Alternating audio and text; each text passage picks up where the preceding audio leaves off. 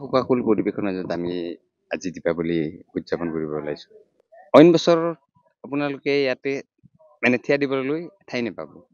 হা, তাৰমানে ইয়াত এনেকুৱা এটা পৰিৱেশ হয়, মানে ট্ৰেফিক পুলিচ এজনৰ প্ৰয়োজন বোধ হয়। আজি দেখিছে নিমামা পৰিৱেশ, একমাত্ৰ জুবিন গাৰ্গৰ মৃত্যুৰ বাবে। আমি বহুত আবেগিক, কিন্তু দীপাৱলীটো এনে নহয় যে এমাহতে আমি দীপাৱলী কাম আৰম্ভ কৰিম। প্ৰত্যেক বছৰ জোৰা প্ৰস্তুতি, আৰু ইয়াত বহুত মানুহ জড়িত হৈ থাকে। যিহেতু কৰ্ম কৰিবই লাগিব, কৰিছিলোঁ, অসমৰ ৰাইজে আকৌ ল'ব বুলি ভাবিছিলোঁ। কিন্তু অসমৰ মানুহ ইমানেই সুখত ম্ৰিয়মান হৈ আছে, যাৰ ফলত আজি দীপাৱলী সেমেকা। আমিও সেই সুখৰ সমভাগী, কাৰণ জুবিন গাৰ্গক মই বহুত ওচৰৰ পৰা পাইছোঁ। আমাৰো দুখ আছে, সেই আছে, তাৰে মাজত অলপ আক্ষেপো আছে। কাৰণ আজি দীপাৱলী 10-15 দিন আগৰ পৰা যিটো এটা মানে উৰা বাতৰি উলিয়াই দিলে, মানে যিবিলাক ফাটুৱা জাৰি কৰিছে, কিয় আমি জুবিন অনুৰাগী নহয় নেকি? সিহঁতে অনুৰাগী নেকি?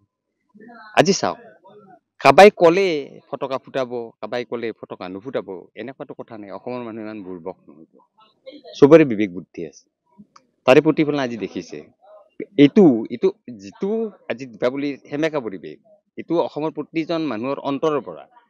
এইটো যে কাবাক ভয় কৰি পেলাই ফটকা নুফুটাব বা ফটকা নিকিনিব, সেনেকুৱা নহয়। এইটো আৱেগৰ বশৱৰ্তী হৈয়ে অসমৰ ৰাইজে দীপাৱলীটো এইবাৰ আনুষ্ঠানিক কৰিছে।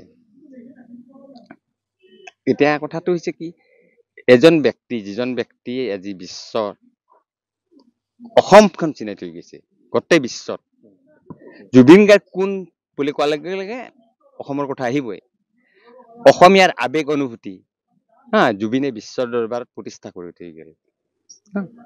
ইয়াতকৈ আৰু কিবা ডাঙৰ কাম হ'ব পাৰে নে? যিটো কাম আজি 200 বছৰ কোনো কৰিব নোৱাৰিব, সেই কামটো জুবিন গাৰ্গে কৰি থৈ গৈছে। আৰু সি বাচি থাকোঁতে কৈছিল যে মই মৰাৰ আগতে যিটো কাম কৰি যাম, সেই কামটো 100 বছৰলৈকে যাতে কোনো কৰিব নোৱাৰে, তাৰ প্ৰতিশ্ৰুতি আজি সফল হৈছে। আমিও যিহেতুকে ব্যৱসায়ত লষ্ট হ'লে, এইবাৰ ব্যৱসায়ত মোটামুটি 50-60 লাখ টকা আমাৰ পুৰা ডুবিব। হা, আৰু এই যে দেৱালী ক্ষতিটো বুলিয়ে নহয়, গোটেই বছৰটোৱে ক্ষতি হ'ব এই ক্ষতিটো।